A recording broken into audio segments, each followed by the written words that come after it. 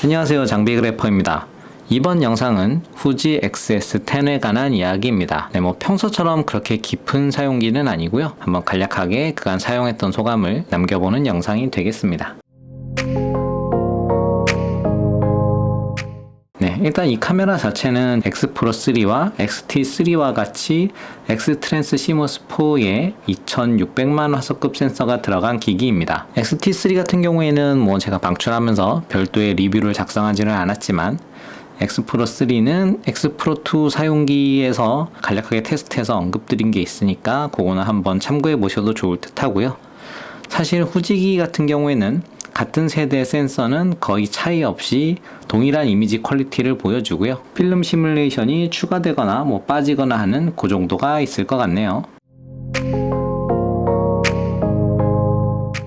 그래도 어쨌든 리뷰니까 스펙을 간략하게 읊어보자면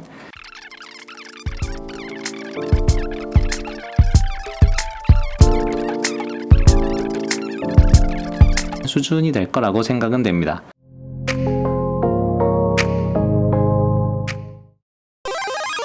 자꾸 가벼운 바디가 맞긴 합니다. 전체적으로 재질이 플라스틱이기 때문에 상당히 가볍기도 하고요. 그리고 부피도 상당히 작은 부피를 가지고 있습니다. 다만 그립이 좀 두툼하게 나와서 일반적인 남성분들이 카메라를 잡아도 요 안쪽에 있는 손가락이 바디에 직접적으로 부딪히는 건 최대한 피하게 되고요. 크기가 있어서 새끼손가락이 남아도는 거는 어쩔 수 없는 부분이긴 합니다. 손이 작은 여성분들이 쓰기에는 충분히 부담 없는 사이즈로 다가오긴 했고요. 보시면 C타입의 충전 단자와 HDMI 미니 포트를 가지고 있고요. 3.5파이 단자, 마이크 단자까지도 가지고 있습니다. 어떤 확장하기 위한 기능들은 좀 충실히 갖추고 있는 부분이고요. 기존의 후지 기기들은 약간 수동적인 면모를 강조하면서 클래시컬한 그런 디자인을 가져가는 것을 패밀리 룩으로 삼고 있는데요. 이 XS10 같은 경우에는 그냥 딱 봐도 일반적인 디지털 카메라 같아 보이긴 합니다. 다만 상단에 보이면 요 있는 빨간색 영상 녹화 버튼이 있는데 이 버튼 하나만으로도 이 기기에 대한 특징을 잘 이야기해주는 그런 버튼이라고 생각이 되네요. XT3도 그렇고 XT4도 그렇고 사실 영상을 촬영하기 위해서는 그 모드 셀렉트를 영상 쪽으로 레버를 돌려줘야 하는 불편함이 있습니다. 꽤 괜찮은 영상 성능을 가지고 있었음에도 불편한 건 사실이었습니다. XS10 같은 경우에는 영상 녹화 버튼을 아예 따로 뺨으로 인해서 사진을 찍다가 언제든 영상을 찍을 수 있게끔 그렇게 만들어준 상황입니다. 이 하나만 보더라도 이 XS10이 영상에 조금 더 특화돼서 나온 기기라는 것을 얘기할 수 있을 것 같고요. 모든 기능적 스펙이나 기기적인 게 같다 하더라도 접근 인터페이스 자체 하나 바뀜으로 인해서 그 편의성은 상당히 개선된다는 것을 알 수 있습니다.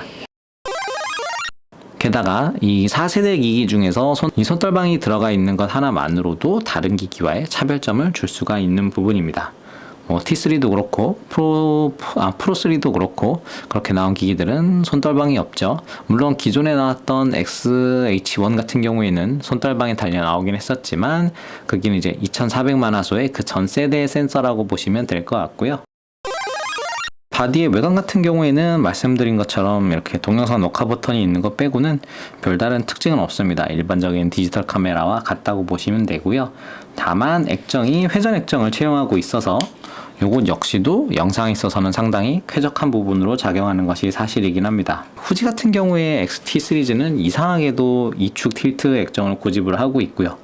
X 프로 3 같은 경우에는 좀 어이없는 플립의 형태를 취하고 있어서 나름 그게 감성이 되기도 하지만 사용상에 있어서는 상당히 불편한 점을 초래한 것도 사실이긴 합니다. 게다가 그렇게 내구성이 좋다라는 것도 아닌 것 같고요. 고장에 대한 사례도 사실 많이 나오는 액정 자체를 가지고 있어요. 이 액정 자체가 3인치에 104만 화소 정도 되는 상황이고요.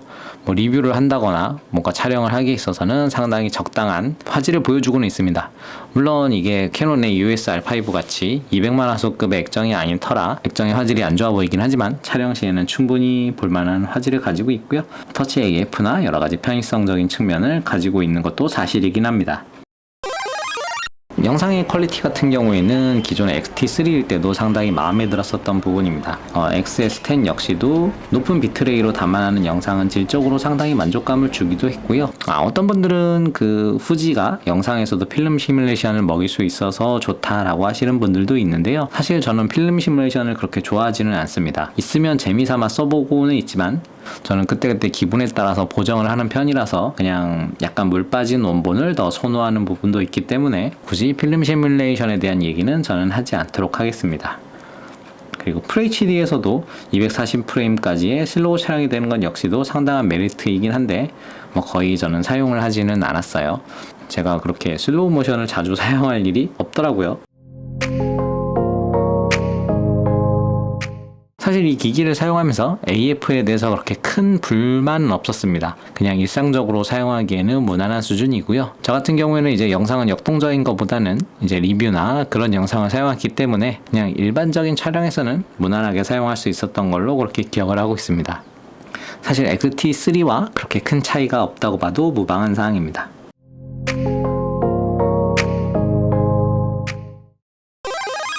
불만이 전혀 없었던 사항은 아니에요. 물론 개인적인 취향에 따르긴 하지만 여타 시리즈에 비해서 커스텀 버튼의 개수가 상당히 부족합니다. 기존에 사용하던 XT3나 아니면은 현재 사용하고 있는 HDR4나 EOS R5 같은 경우에는 상당히 많은 커스텀 버튼이 있어서 제가 거기에다 기능을 할당해서 설정을 하고 있는데, 물론 이 바디의 크기를 감안해 본다면 여기에 많은 버튼을 넣는 것도 사실 조작을 더 어렵게 하는 행위이기도 하고요. 단가나 여러 가지 상황에서 최선의 형태라고 보여질 수도 있겠지만 어쨌든 커스텀 버튼이 부족하다는 것 자체는 필요한 사람들에겐 상당히 불편한 점을 초래하는 것도 사실이긴 합니다. 그리고 두 번째로는 물론 이것도 저렴한 단가에서 기인하는 부분인데요. 이 버튼의 느낌이나 재질이 상당히 좀 거슬리는 부분이 있습니다. 이 메뉴나 디스플레이 버튼 같은 경우에는 좀 신경 쓴 느낌이 나요. 다만 이제 그 외의 버튼들은 누르는 느낌도 사실 거의 없고 좀 뭉툭한 느낌이 난다고나 할까요? 그리고 무엇보다 마음에 안 드는 건 이 셔터 버튼의 느낌입니다. 이거는 셔터도 깊게 눌러야지 작동을 하는데 그 감도도 그렇게 좋지 않은 그런 카메라입니다. 하지만 이거는 제가 사용했었던 카메라들의 셔터 감을 등급으로 매긴다면 이거는 거의 최하위 티어에 매긴다고 저는 그렇게 생각을 하고 있습니다. 그 외에는 SD카드가 원슬롯이라는 점, 그리고 아직까지 MP16S 배터리를 사용한다는 점, 이 MP16S 배터리가 상당히 좀 빨리 떨어지고 용량도 적기 때문에 요 기계를 사용한다 그러면 세로 그립도 없는 기종이기 때문에 배터리를 좀 탄티처럼 가지고 다녀야 할 필요가 있습니다. 저도 배터리를 두세 개씩 대신 가지고 다니기도 했었는데 이제 그런 부분들은 앞으로 후속에서 조금 더 개선이 되지 않을까 하는 기대를 하고 있습니다.